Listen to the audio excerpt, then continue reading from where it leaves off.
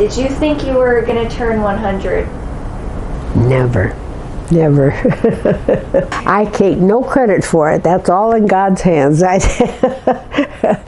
guess just thankful for every day that I do have, and as I'm approaching that time, it's just a little unbelievable. I do try and eat healthy. I try and be active. I have my kids call it Grandma's tricycle. I have a 3-wheel bike, and I try and ride 2 miles a day. And now the weather is not letting me do as much as I'd like to, but that's my main goal, to ride 2 miles a day on my bike. My full name is Viola M. Arleen Starman, but I go by Arleen. So Arleen is what I go by. I've been a hospice volunteer since October of 2006. My husband was in hospice care, but the house wasn't finished yet, so he was in a unit over at the hospital. So I didn't have him here. But then I waited about 2 years after he passed away in 2004. And then in 2006, I saw in the paper where they were having volunteer training. And I thought, I had so much help with the volunteers calling me and helping me through that period. And I thought, maybe I'll go and take the training and see what it's like. So I did. And I thought, if I don't like it, I can always drop out. I don't have to go ahead and do it. And here I am, still doing it. I grew up in basically Marion, Iowa. I graduated from Marion High School in 1943. And my great love as growing up as a teenager was music. I wanted a piano so bad. My neighbor lady had a piano, and she was working with me, and I loved doing that. And I said, I'd love to have a piano for my birthday, Christmas. They're so close together. I said, you can just get one thing. And Dad said, no, honey. He said, farmers, I'm only renting, and when we have to move, we do it in February and March, and that's not a good time to try and move a piano. So lo and behold, come Christmas, what's under the Christmas tree? A little 12 bass accordion. And he said, that's the nearest as I could come to it.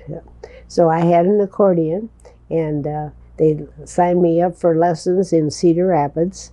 And I took a few lessons, and he said, she's ready for the 120. So I have a 120 bass accordion, and I'm 11 years old.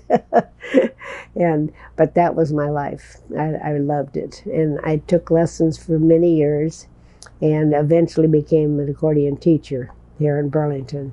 I, of course, graduated during the war, and that was a sad thing too, because when I graduated in '43, I had already lost 6 of my classmates had been killed in service already.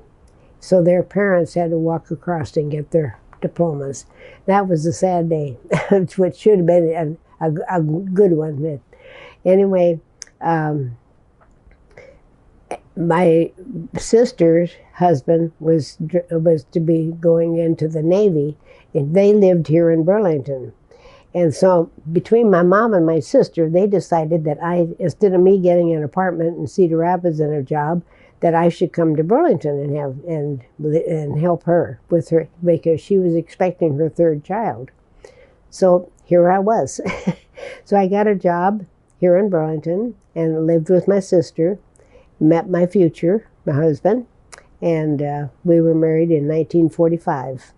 And so that's how I ended up in Burlington. I would say that I have no idea, after my husband passed away, I have no idea what I would have been doing with my time. I look back and I think, I'd have been just home sitting in the rocking chair, I guess. I don't know what I would have been doing. And so I'm very, very thankful that God spoke to me and said, you go do something, don't just sit around. So I think that was probably my inspiration for doing it. As a result of volunteering, I got the Iowan of the Day, and that was in 2023, and that was a friend of mine sent in a nomination, and that they have 10 every year, 10 volunteers that are selected. So I was one of 10 in 2023, and that was quite an honor as a result of my volunteering. So that I was very proud of that. Very honored. When I was working, and like I said, volunteering at church and other things, and if a neighbor or a friend needed some help, there was always time to take care of those things, and you adjust your schedule, your hours, to accommodate in any way that you can help others, and it's such a rewarding fulfillment when you do help others. And I never found, I continued to do all those things even when I was working. I had a family to raise and all that responsibility, but you adjust and you work through them, and you make time. If you don't make time for it, it's not going to just jump out at you. You have to make the time and appreciate the opportunities that you have. So